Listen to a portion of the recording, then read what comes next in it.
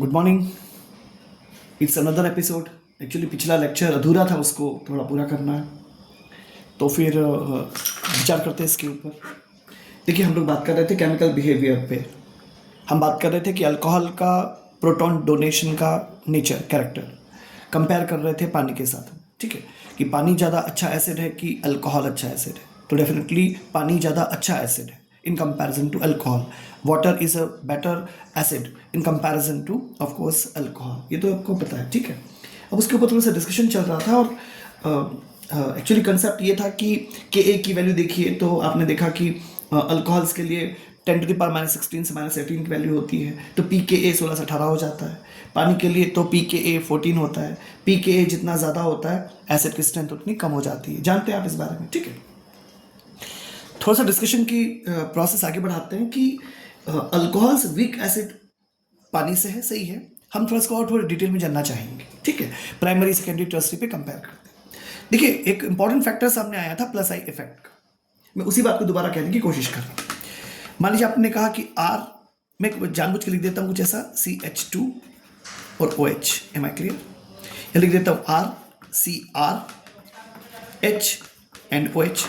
फिर मैं लिख देता हूँ यहाँ पे RCR, एक और R और OH। M I clear? चलिए, अब ध्यान से देखिए, पहले वाले कैडर में आप समझ पा रहे हो, यहाँ पर प्लस आई इफेक्ट केवल इसके कारण हो रहा है। यहाँ पर प्लस आई इफेक्ट इसके कारण भी है, इसके कारण भी है। यहाँ पर इसके कारण भी है, इसके कारण भी है, इसके कारण भी है। Am I clear? कुल मिलाकर के क्या हो रहा है, अब कार्बन पर इलेक्ट्रॉन जा रहा है, अब इसकी शिफ्टिंग होना शुरू हो जाएगी क्योंकि ऑक्सीजन की नेगेटिविटी ज़्यादा है, यहाँ पर भी और यहाँ पर भी। आप समझने की कोशिश कीजिएगा कि प्लस आई इफेक्ट मैक्सिमम हो रहा है 3 डिग्री में, ठीक है ना, और मिनिमम हो रहा है 1 डिग्री में। ठीक है ना। अब कंसेप्ट क्या होता है, जब ऑक्सीजन के ऊपर इलेक्ट्रॉन की डेंसिटी ज़्यादा हो जाती है, ठीक है, तो हाइड्रोजन का अटैचमेंट उतना ज़्यादा हो जाता है। देखो, ऑक्सीजन पर इलेक्ट्रॉन की डेंसिटी यहाँ पर जितनी ज़्यादा होगी उससे ज़्यादा यहाँ पे होगी। 2 आर दे रहे हैं भाई इसको, तो शिफ्टिंग ज़्यादा होगी। या 3 आर आ गए भाई, शिफ्टिंग और ज़्यादा होगी। मतलब कुल मिलाकर सबसे मजबूत बॉन्ड कौन सा होगा, ये वाला।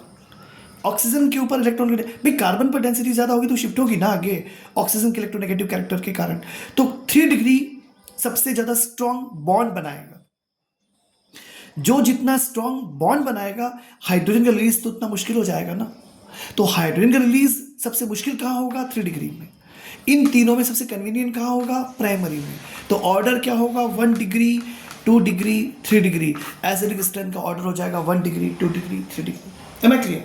सिंपल सी कहानी है कि इसके लिए प्लस आई इफेक्ट जो है वो रिस्पॉन्सिबल होता है। क्या होता है, प्लस आई इफेक्ट रिस्पॉन्सिबल होता है। Am I clear? अच्छा, अब बेसिक स्ट्रेंथ को अगर आप कंपेयर करो, देखिए ध्यान से, मैं बेसिक स्ट्रेंथ की बात कर रहा हूँ। ये मैंने आपसे बात की एसिड की। बेसिक स्ट्रेंथ की बात करोगे तो R C R, ये मैंने एग्जाम्पल दिया था ना, R और इसके ऊपर O dot dot dot dot dot dot minus is much basic in comparison to R C R। यहाँ पे H लिख देते हैं, O dot dot dot dot minus is much basic than R, फिर CH2, फिर O dot dot dot dot. वो यहाँ पे 1 डॉट चूक गया ना, 6 होने चाहिए ना, और माइनस। Am I clear? ये बेसिक स्ट्रेंथ का ऑर्डर है। This is the order of basic strength. ठीक है, ध्यान से सुनिएगा। In presence of strong acids, alcohol also act as Bronsted bases. क्या मतलब हुआ, they can accept a proton from strong base, strong acid to form protonated alcohol. ठीक है, मतलब क्या हुआ, जैसे मान लो ROH है, रिएक्शन किया इसने H2SO4 के साथ जो एक स्ट्रॉन्ग एसिड है। तो जब ये स्ट्रॉन्ग एसिड हो गया तो ये ऐसा बेस बिहेव करेगा क्योंकि ये प्रोटॉन एक्सेप्ट कर लेता है। ये ऑक्सीजन हो जाएगा, डॉट डॉट हो जाएगा, प्लस हो जाएगा, यहाँ पर H, यहाँ पर H, और यहाँ पर हो जाएगा plus HSO4 minus. Am I clear? तो फिर से रिपीट कर रहा हूँ इस बात को कि जो स्ट्रॉन्ग एसिड के प्रेजेंस में अल्कोहल ब्रॉन्स्टेड बेसिस की तरह भी बिहेव करते हैं क्योंकि वे प्रोटॉन को एक्सेप्ट कर लेते हैं स्ट्रॉन्ग एसिड से। ये स्ट्रॉन्ग एसिड है तो यहाँ से प्रोटॉन एक्सेप्ट कर लेते हैं तो ये प्रोटोनेटेड हो जाते हैं। इस अल्कोहल को बोला जाता है प्रोटोनेटेड अल्कोहल। क्या बोला जाता है, प्रोटोनेटेड अल्कोहल। अच्छा, एक और इंपॉर्टेंट चीज कि यहाँ पर प्रेजेंस होता है लोन पेयर ऑफ इलेक्ट्रॉन का, मतलब due to presence of lone pair of electrons on the oxygen atom, alcohol also act as Lewis bases. ठीक है, ये इसका बिहेवियर क्या होता है, लुईस बेसिस की तरह होता है। याद है आपको, जिसके पास lone pair of electron available होता है, अगर वो देने की पोजीशन में होता है, तब हम इसे क्या बोलेंगे, लुईस बेस कहते हैं। तो ये क्या हो जाता है, लुईस बेस भी हो जाता है। क्यों, फिर वही कहानी, because they can donate a pair of electron to a proton to form a protonated alcohol. Am I clear? तो ये सिंपल सी इंफॉर्मेशन होती है बहुत, जैसे मैंने आपसे पहले भी कहा था कि ट्रू फॉल्स में, असर्शन रीजनिंग में या कॉन्सेप्चुअल वे में इनका यूज किया जा सकता है। ठीक है, तो लुईस बेस है तो कैसे है, ये प्रोटॉन एक्सेप्ट कब कर लेगा, समझिएगा। इन अल्कोहल वैसे तो प्रोटॉन डोनर है, पर अगर इससे मजबूत वाला सामने एसिड आ जाएगा तो प्रोटॉन एक्सेप्ट कर लेगा, तब इसका बिहेवियर ब्रॉन्सेट बेस की तरह हो जाएगा। लोन पे ऑफ इलेक्ट्रॉन है तो लुईस बेस हो चुका है। ये तमाम चीजें आपके ध्यान में होना चाहिए। ठीक है, चलिए और आगे बात करते हैं। देखिए, अगर आप फिनॉल पे बात करें कि फिनॉल ज्यादा एसिडिक है कि अल्कोहल, तो of course phenols are much acidic in comparison to alcohol. Phenol ज्यादा एसिडिक होते हैं। ठीक है, अच्छा, सिंपल से पहले स्टैटिस्टिकल इंफॉर्मेशन ले लेते हैं फिनॉल के लिए। फिनॉल के लिए के जो होता है ना 10⁻⁻8 से 10⁻⁻10 का होता है, यानी इसके लिए पी के ए की वैल्यू 8 से 10 के बीच में होगी। ठीक है, I hope you understand. Similarly आप, अच्छा, अल्कोहल के लिए मैंने आपसे कहा था ना पहले कि जो के ए की वैल्यू होती है ना, वो क्या होती है 10⁻16 से 10⁻18 के लिए होती है, यानी पी के ए की वैल्यू क्या होती है 16 से 18 होती है। तो मैंने आपसे कहा था पहले भी, फिर से कह रहा हूँ, आपको वैसे पता भी होगा, जितना ज़्यादा पी के ए होता है ना, एसिडिक स्ट्रेंथ उतनी कम होती है, एसिड स्ट्रेंथ कम हो जाती है। तो you must be careful. Am I clear? तो फिनॉल्स क्या होते हैं, ज़्यादा होते हैं। ठीक है, अच्छा, और देखिए इस बारे में, अगर मान लीजिए हम रिएक्शन से शो करें, पहले भी रिएक्शन लिखा है कहीं, प्लस NaOH लिख देते हैं मान लीजिए, तब आप क्या करेंगे, डेफिनेटली यहाँ पर बहुत ईजी वे में H को विदा करेंगे, ONA प्लस, ये आएगा माइनस, प्लस H2O बाहर हो गया। ठीक है, ये कंसेप्ट बन गया क्या कि एसिड प्लस बेस बराबर सॉल्ट प्लस वाटर, जो बहुत बेसिक होता है उसी को फॉलो कर गया। ऑफकोर्स फिनॉल जो है वो एसिडिक नेचर का होता है। अच्छा, अब एक इंपॉर्टेंट बात और बहुत बहुत इंपॉर्टेंट बात होती है, आपको पता है ना कि लिटमस पेपर के लिए बिहेवियर क्या होता है। लिटमस पेपर याद होगा आपको, है ना, क्या ब्लू से रेड हो जाए, ब्लू से रेड हो जाए लिटमस पेपर, तो क्या होता है, एसिड है। ठीक है, और रेड से अगर ब्लू हो जाता है तो क्या हो जाता है, बेसिक नेचर को शो करता है। पता है आपको? अच्छा, क्या आप जानते हैं कि alcohols neither turn blue litmus red, not react with aqueous NaOH solution. न तो लिटमस पेपर के लिए सेंसिबल होते हैं और न ही एक्वस NaOH से रिएक्शन करते। कौन? अल्कोहल। तो ध्यान रखिएगा, alcohols neither turn blue litmus red. Alcohol को एसिडिक मानते हो ना, तो जब एसिडिक मानते हो तो उनको ब्लू को रेड में टर्न करना चाहिए, नहीं करते। ऐसे ही एक्वस NaOH के साथ कोई रिएक्शन शो नहीं करते।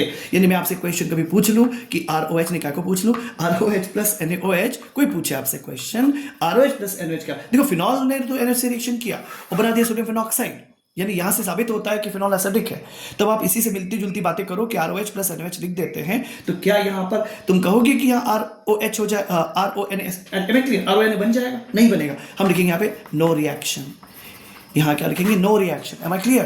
तो please take notice of the same. अच्छा, ये ध्यान रखना कि कोई क्वेश्चन पूछे, how will you distinct between alcohol and phenol, alcohol और फिनॉल में डिफरेंस कैसे करोगे?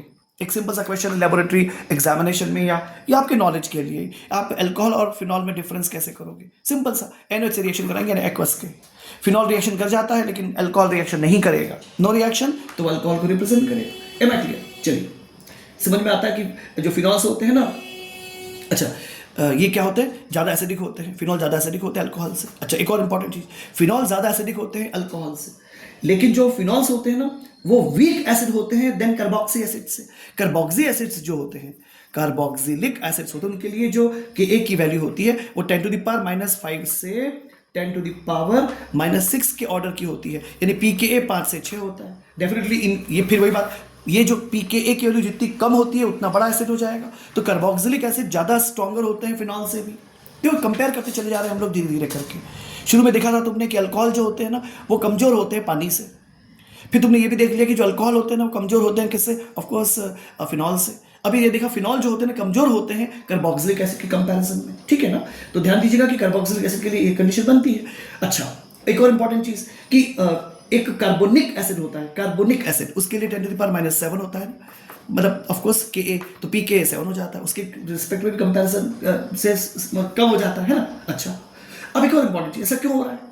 Phenol do not decompose carbonates and bicarbonates evolving CO2 gases.